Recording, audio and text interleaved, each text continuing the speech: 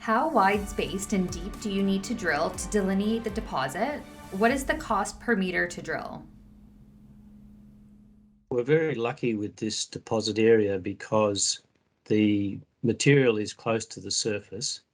And of course, and being a bulk deposit, the drill spacing currently is 500 metres apart.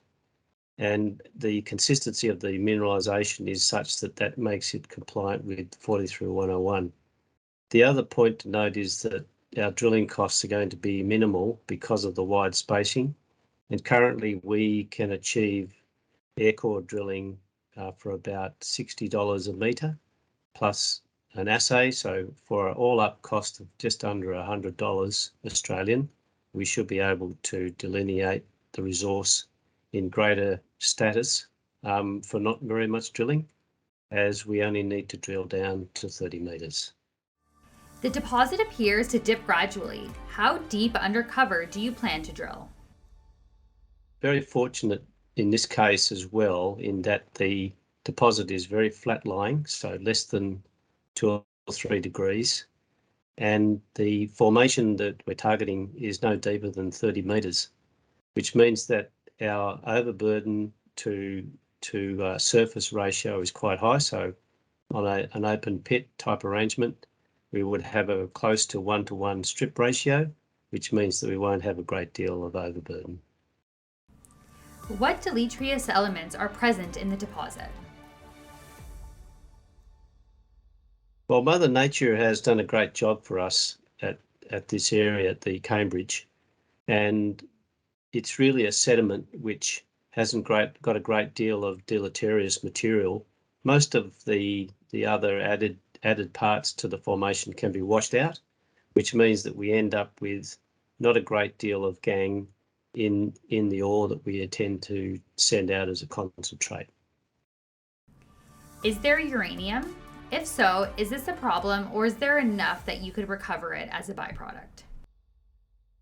In respect to the uranium, there is some very low levels of uranium that has been detected in previous sampling, but most of that is below the formation that we're targeting in this instance. So there's no real issue for us in respect to uranium.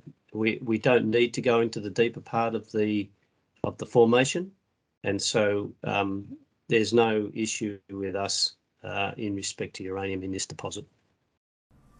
Are there other minerals, such as clay minerals, that might cause metallurgical issues? In respect to clay minerals, there's not a great deal of clay material in there that won't wash out during a processing of the ore, which means that we're not really going to have to cart all sorts of waste in the ore if we put it into a concentrate. Are there any indications of whether this is leachable or if it will require a mill? The project has had some early metallurgical work. That work has shown us that the material that we are planning to mine is leachable, it's friable, it's also able to be made into a very competitive concentrate. So there's no issue whatsoever with turning this material into a saleable product. What is similar or different on your ground from neighboring projects that have feasibility studies? The Cambridge deposit sits completely adjacent to another deposit which is in feasibility called the Lilyvale. The Lilyvale deposit has over 300 million tonnes of material, exactly the same grade as ours in essence, which means that we don't expect anything to be any real difference because of the consistency of the ore material in the region. There are 3 or 4 other projects within about a 50-kilometre radius that are also close to production in one sense. Many of them are going through permitting at the moment, which means that there will be considerable competition, but certainly there's plenty of room for all of the players in the region because each one of them will have the ability to access the infrastructure and all other facilities that are at hand within the region. Is there a potential to acquire the project adjacent to yours? In reality, no. I think the project adjacent to us is part of a joint venture with another company, and that is in feasibility, and they're looking to do an IPO on that project in the near term. What is the permitting process for exploration and building a mine in Queensland, Australia? In terms of permitting, there's a very regulated system put in place by the Queensland Government Mining Department. We will progress through a series of steps which require approvals in various stages. One of those will be to provide the correct amount of environmental work, which will span over a couple of year period.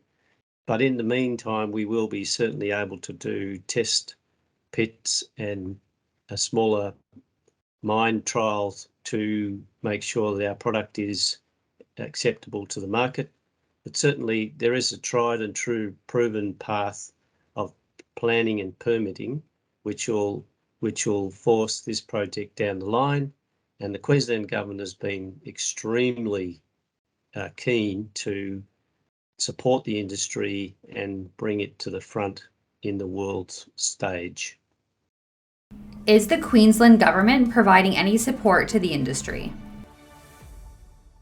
Queensland Government has been exceptional for us and our other colleagues in the region. What they're planning to do, and we're part of it, is build a pilot plant at Townsville, the port, of which all of the material will be dispersed from. And that pilot plant will look to make sure that the test work required in order to make a final saleable product, either as a concentrate or as a flake, is an advantage that other areas in the world won't have. And so the Queensland Government is currently spending about $10 million. And I was actually at a summit with them last week where the company was invited to join in that project. And they're currently looking at places to install, build, and fabricate that process ready for the first ore that should come through the door early next year.